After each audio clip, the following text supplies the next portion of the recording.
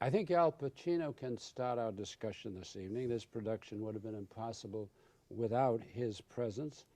And I think everyone would like to know how in the beginning he happened to decide to play King Richard III when he could be off in Italy or in Hollywood or one of those lovely sunny places playing something by a swimming pool. Al, Well, first, how'd you happen to do it? I'm allergic to the sun. Well, I've always wanted to do Shakespeare, and I thought it was optional whether I did Richard or Hamlet or Iago in Othello. And talking to David, we discussed it, and I thought, well, let's go ahead and do Richard. Mm. Had you seen it done? Had you ever seen Never. anybody do it? You never saw anybody do it? I did the first half hour of it at the Actors Studio 3 or 4 years ago.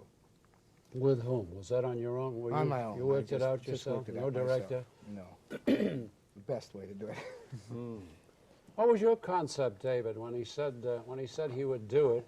You said Al Pacino in anything, and then from there on, what about the idea of the concept of doing it with an actor who hadn't done Shakespeare?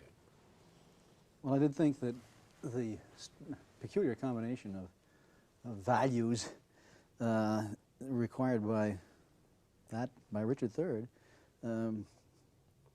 are very hard to come by, and that Al has them. You have to have a marvelous sense of humor for the in order to get to the audience. On the other hand, you have to have a great motor for subjective response, and that's there has to be a demon that gets to the works his way towards the crowd, and on the other hand, there has to be someone who's able to talk with an audience and enjoy himself hugely along the way. Yeah. And I thought, where else can we find such a person? Yeah. So. What about the language, Al? Did you work on it at all? I mean, in the fact that it is Shakespearean language, and you've always worked in prose and modern contemporary. I've always loved language. You see, I've always wanted to do a language play. I even found in the realistic plays I did, when I had enough to say, it would get my motor going. And I've always wanted to do that. I remember years ago just going over soliloquies of Hamlet and Macbeth, and just doing them in my room or anywhere I could. When I did scenes in acting class, I would usually pick scenes that were from Shakespeare. I just love the word.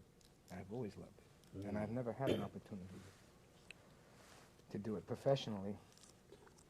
But language is something I always felt can be helpful. A lot of actors feel that language is something you go to.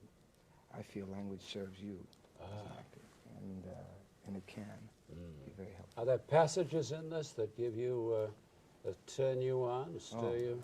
What, for example? The opening soliloquy, the various soliloquies in the play. After Queen Anne, sure. You'll find that any time I have more than a paragraph to say, I get, whether it's right or wrong, it just sort of moves in on me, because I find, interestingly enough, how little we use words today, especially on my day off when I go into New York. Or I meet people. The mouths are very lazy. We don't talk. And this opportunity to talk and say these things, I think is just great.